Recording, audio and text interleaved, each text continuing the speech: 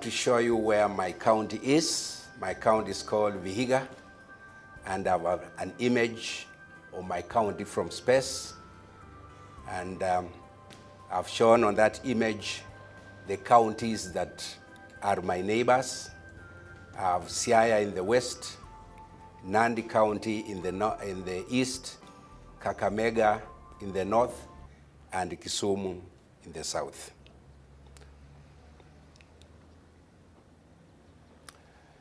My presentation will follow the following outline: a brief introduction, our legal framework on which GIS and Earth observation is anchored.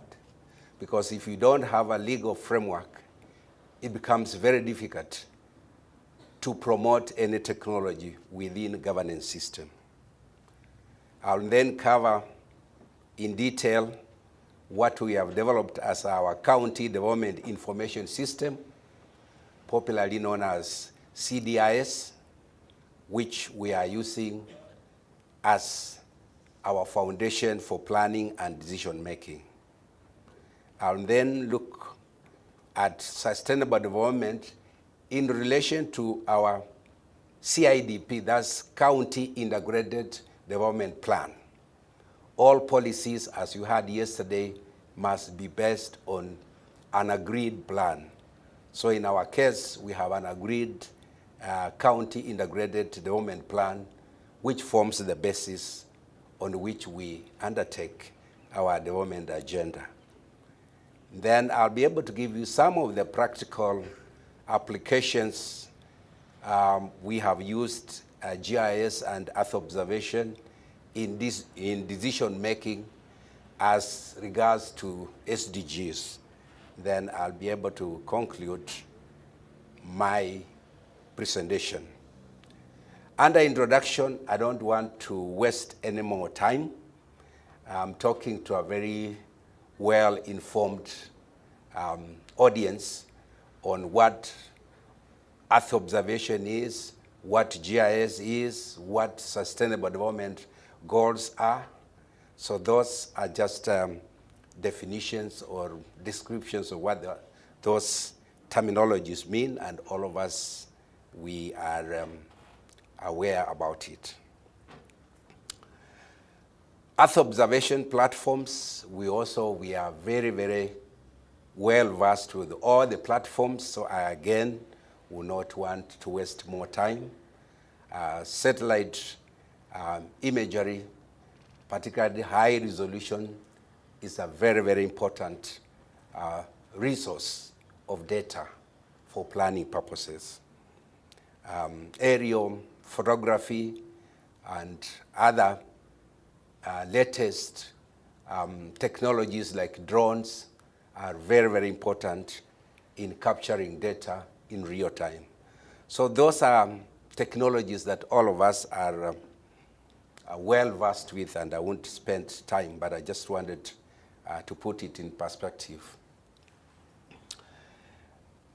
To be able to have GIS and Earth observation as key sources of data analysis and data acquisition, you need a legal framework. And in our case, we have been able to do so. We have the County Government Act of 2012, which anchors GIS into a planning process where all counties must have county integrated development plans. So when you are elected as a governor, the first assignment is to prepare a county integrated development plan, which is people-driven.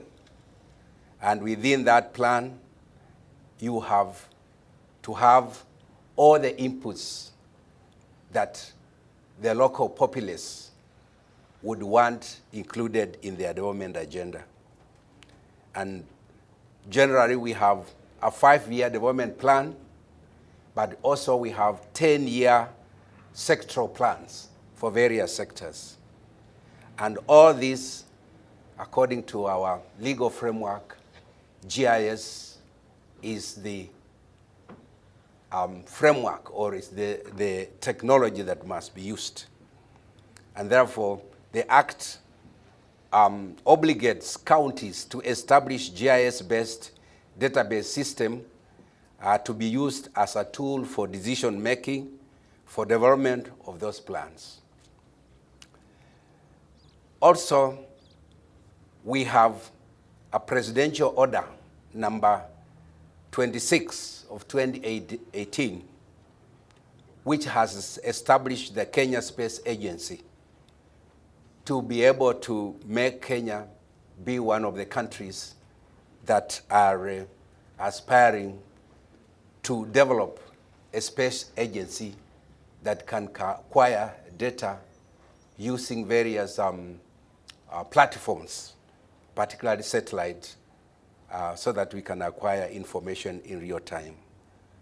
So Earth observation is a recognized source of data through acquisition using satellite and other platforms. So with that legal framework, we can be able to operate, because that's how governments operate. Governments don't operate in a vacuum. They operate within a very specified legal framework. So these frameworks are the basis on which our counties operate in terms of acquisition of data and information and planning. So as a county, when I got elected as a governor of Vihiga County, one of the main tasks was to establish a GIS laboratory, which then would be able to fulfill the legal requirement of the law that governs the county governments. The previous leadership had not done so, so I was obligated to do so. And in establishing the GIS laboratory, I had to partner with various partners. And ESRI was the most logical partner, because when I was a member of parliament, I also worked with the ESRI to establish a GIS laboratory at a constituency level. So I had to partner with ESRI in the establishment of our GIS laboratory. And among other partners were the Airbus, who were in our partnership. We have agreed for them to provide us high resolution satellite imagery of 0.5 meters. So we are able to access to that data at a well-negotiated cost. We also have worked with FAO to ensure that we get the right equipment, and also FAO being focusing on agriculture, we have focused on our county is basically an agricultural county. So we needed FAO as one of our key partners. Among other partners were the European Union and a local company called Locate IT, which has specialized in application of geoinformational technologies in the development agenda of the counties. So we were able to commission this laboratory sometimes in May this year. And this was commissioned by the Minister in charge of devolution, Honorable Eugene Wamalwa. So how have we configured our information, or what principles do we follow in establishing or in the establishment of our database? We have three principles or three items that we have considered. First and foremost, we need information for planning of any of our development agenda. So information is so crucial. in our planning and development agenda. So that is the first consideration in our development agenda. Therefore, information forms the basis of our development agenda, because it's through information and data that you can make rational and biased decisions.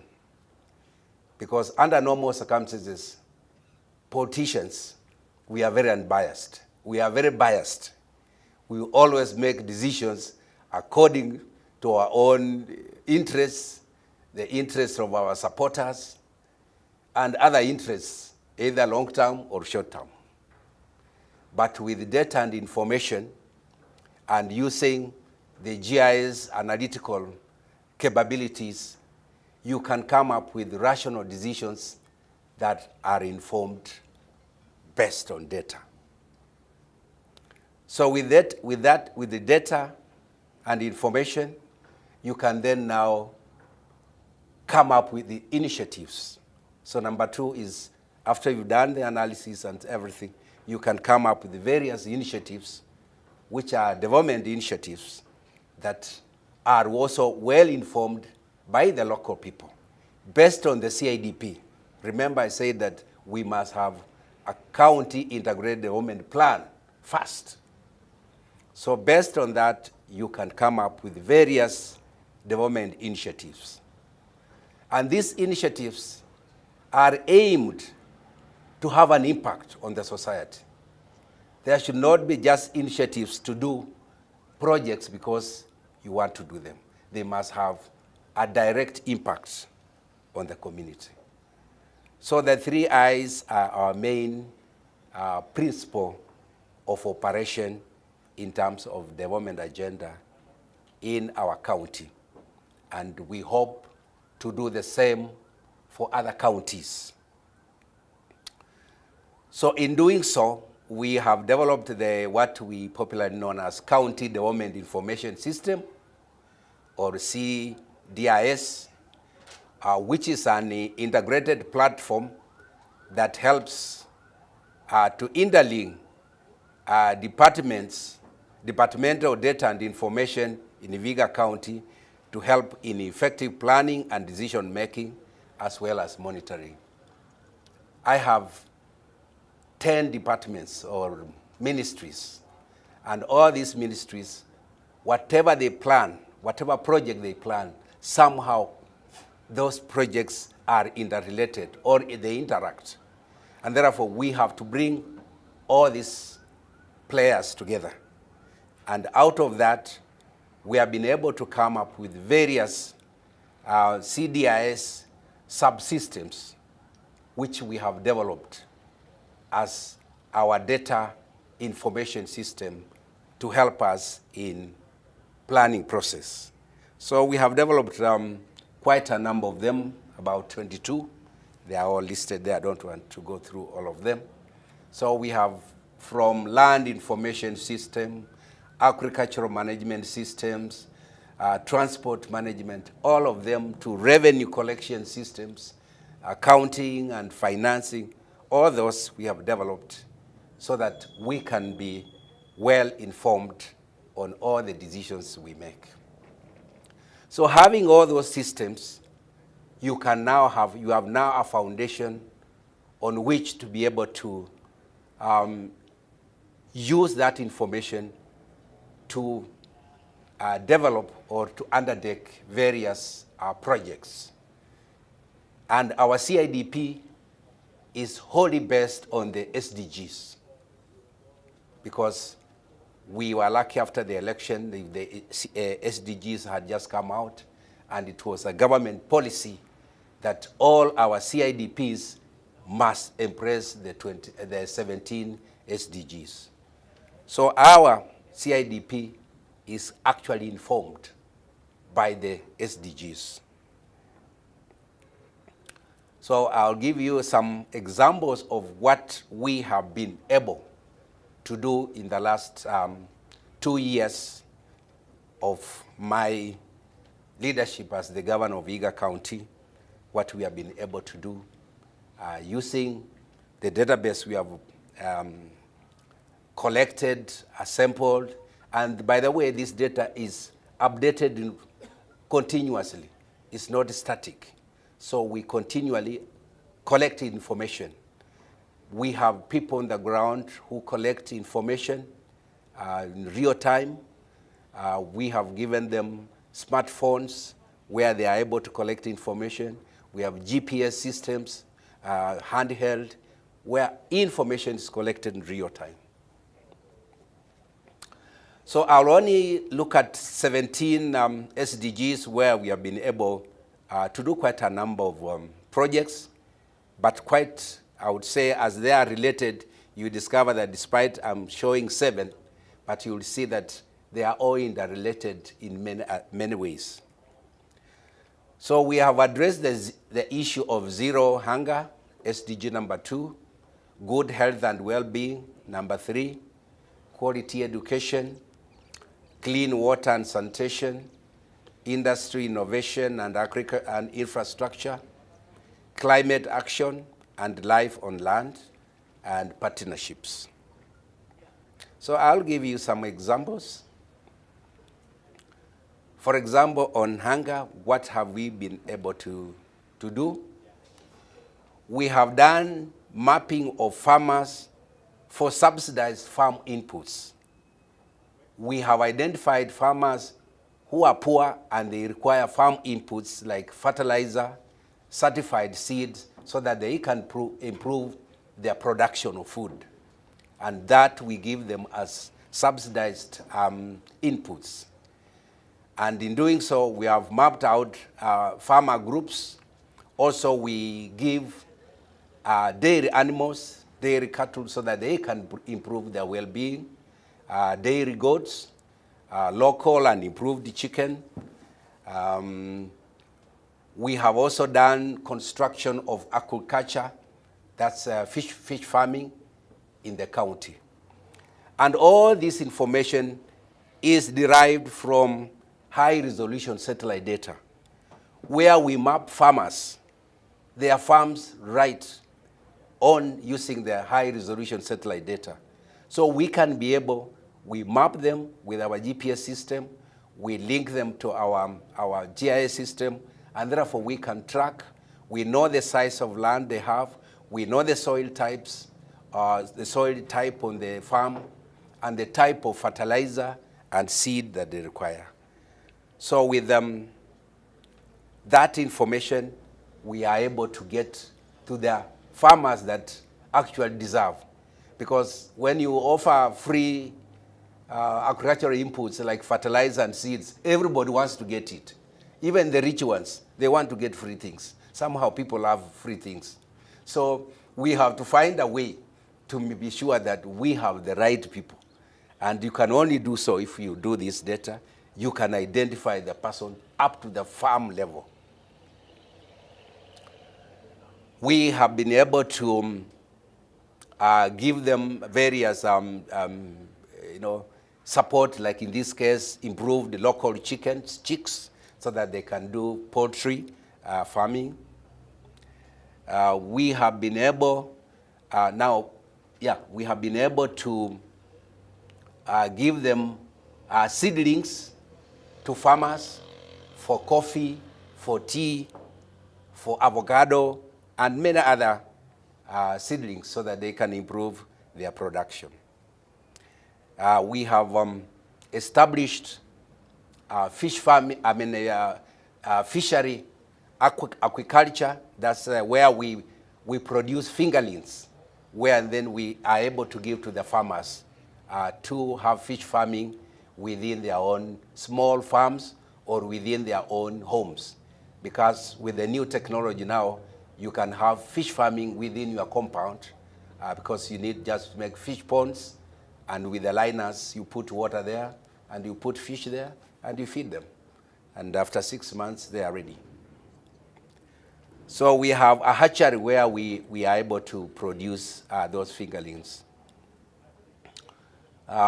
So that's where our hatchery, where we do the production of fingerlings.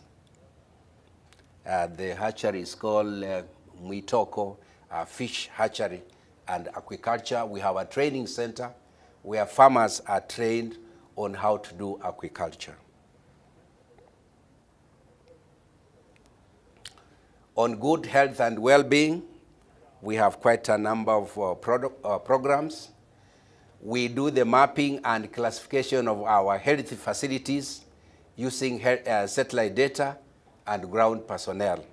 So all our health facilities have been mapped and geo-referenced, and all the socioeconomic data and technical people there have been mapped. The diseases occurrence in those facilities have been mapped. That helps in the distribution of drugs, because we don't want to give drugs to areas where those drugs are not going to be used, because the diseases that are used, the diseases are not the ones that those drugs are targeted for. We do monitoring and evaluation of ongoing health projects, also using both satellite technologies and our ground-based data collection. We have started a program which is famously called Ottichilo Care Program for expectant mothers. We realized that the mortality rates for our expectant mothers was so high, was about 600 per 100,000, when the average for Kenya is just about 60 per 100,000. So we had to put in a very affirmative program to ensure that all our expectant mothers are mapped.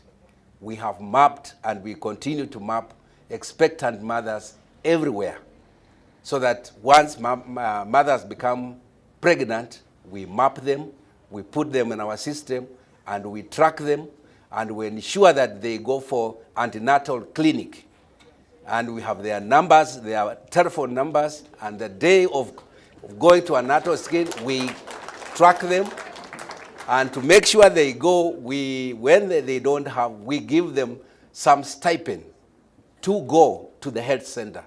And we have linked to each one of them to what we call community healthy worker, to ensure that that day she must go to the clinic.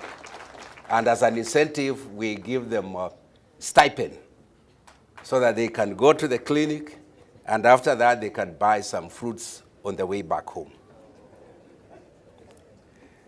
We also have supply of drugs and equipment to health facilities. So every health facility, we will tell you what is there and what is the status. We have a dashboard which gives us all what is happening in all our health facilities on a daily or a weekly basis, because we have people there 24 hours. So we have a dashboard which we can be able to interrogate, and we can do so anywhere. We will show you the link where you can get that dashboard. So we monitor and evaluate the ongoing health projects. We monitor the Ottichilo Care Program. We also monitor the supply and equipment of drugs in all our facilities. For example, I'm just giving an example. This is one of the facilities where we were installing a CT scan so that it can be used effectively in diagnosis of various diseases in some of our health facilities. We have trained what we call community health workers, and those are the ones you can see there, who actually are with the community. In every village, every 10 households, we have a community health worker to ensure that whatever issue arises in that 10 households, they are able to monitor and take remedial measures. We have trained them to have first aid intervention, so we have them having first aid kits to be able to intervene before they can recommend the person to go to any hospital. And under Ottichilo Healthcare, we monitor the ladies And when they are due to give birth, a week to giving birth, we ensure that they go to hospital. We take them to hospital so that within the week they are in the hospital to make sure that by the time they are ready to give birth, everything has been done. And this has really changed the mortality rates in the county in the last 2 years. So that's one of the examples where I was receiving some of the first children that were born under that program.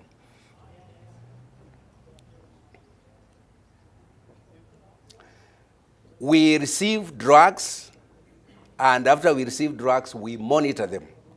So as we receive the drugs are planned where to go, and we take inventory of the drugs, receive them, and therefore, anytime they are in the health facilities, the health facilities also track what drugs are being utilized and how they are getting depleted so that we can restock. So we have that program of monitoring of our drugs. That is one of the theaters, just monitoring some of our theaters in our health facilities. The other area of importance under the SDGs is the quality education. So we, under the county government, were tasked to be in charge of technical and training of our youth, and the ECD, the education dealing with the children at a nursery school. So we have mapped and classified all our TVET institutions, or our ECD education centers, and we have used this satellite data and ground-based collection of data. We have done construction of TVET institutions and ECDs, and we have all mapped them. We have also started a program called Ottichilo Scholarship Program, a program that gives scholarships to students who are going to secondary schools who come from very poor families. So we also track those students. We map their homes, and we are able to track them all through from the time they get on the scholarship program. And equally in the supply of the learning materials and equipment. So on our high-resolution satellite imagery, we have mapped all the TVET institutions and facilities, and if you click on each of them, you'll get all the facilities that are there, the people who work there, and everything to do with that, the courses that are done, that are taken there, and so on and so on. Equally on our ECD schools, classrooms, we have mapped them, and this is one of the examples where we are opening one of them. And under the Ottichilo Care scholarship programs, once the students are on a program, we take care of them 100%. We buy for them books, materials, uniform, transport, and everything. And every time they come on holidays, we have a mentoring program for them. Those who want to be doctors, we expose them to our health facilities. They meet our doctors and they are mentored. So it's a program that is quite popular. So that's an example of one of the beneficiaries of that program on her way to school with her box. Under TVET programs, we have equipped them with the various equipments. Like this one is a TVET program which is dealing with beauty therapy. So we had just given them all the beauty equipment and for beauty therapy and all those things that do with that, go with that. We also those that deal with the electrical, that's for electrical students. That is, we have bought we have TVET, which deal with the mechanical and motor vehicle. So we have bought them engines and everything so that they can assemble and dismantle. And in the process, they have practical way of being able to do the TVET programs. Under clean water and sanitation, we have mapped all the reconstruction of water supply schemes and piping, construction and supply of water tanks to schools. Under sanitation, we have bought new exhausters and garbage collection trucks to ensure that we carry out our function of garbage collection, and had run down. It had become too small, and the equipments had, the works had deteriorated. So that's what it was before. And therefore, we've started to expand that water works through expanding it, and you can see a new construction going on. And we can monitor this. We monitor this in real time to ensure what is going on. That's now the piping that is ongoing. Then we can put the high-rise water tanks for the supply, and after that we can do the piping. We also provide water tanks to schools to ensure that they tap roof catchment in our schools, to ensure that if the water systems break, sometimes we have a problem with the electricity. It goes off quite often, so we have at least water from roof catchment. And those are how the small children are able to use the water. That is our newly acquired exhauster, which we use for sanitation, emptying up latrines that are full and getting the waste to a treatment plant where we are planning to treat it and convert it into fertilizer for enhanced farming. That is a skid loader for cleaning, collecting garbage in our towns. Under industry, innovation, and infrastructure,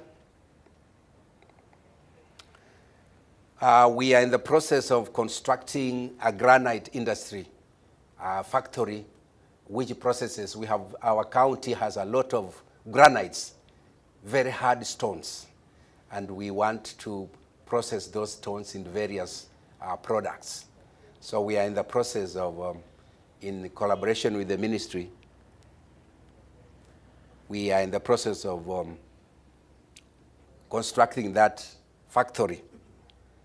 Yeah, so under that, we are also constructing 3 industrial parks within the county to ensure that everything is done well. So we have construction of 3 industrial parks to do agro-processing, because we are an agricultural county. So we are in the process of doing that. We are also monitor our construction of roads. We have mapped all our roads in the county, and we are under various classification system and their conditions. So we are able to know the conditions of various, most of our roads, and when we are coming up with maintenance programs, we already know which roads to maintain. So we have that, and we have worked with the national government to do so. To improve security and improve our business in our markets for 24/7 businesses, we are in the process of constructing a high-mast floodlights so that people can do business 24-hour. So that's the area where we will be building the factory. We have identified the land and everything. So we are in the process of doing the rest. And very soon we shall be able to put a factory there. Those are sites of where we are going to put our industrial park. To promote our industry, some of our TVET institutions, we have equipped them with various machines to produce equipment, to produce spare parts and so on. Like this is a fit and turner machine for fabrication of spare parts. This is how our roads are being done and how we ensure that they are all mapped. And that's the final completion after construction. That is an example of our high mast floodlights. That's before they are put up. And that's when they are put up.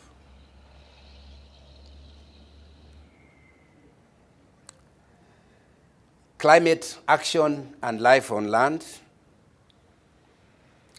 We are involved in reforestation. We have our place, Maragoli Hills, which is our main watershed area where most of our rivers originate. The hills had been degraded. We are now doing reforestation and the Kibiri Forest.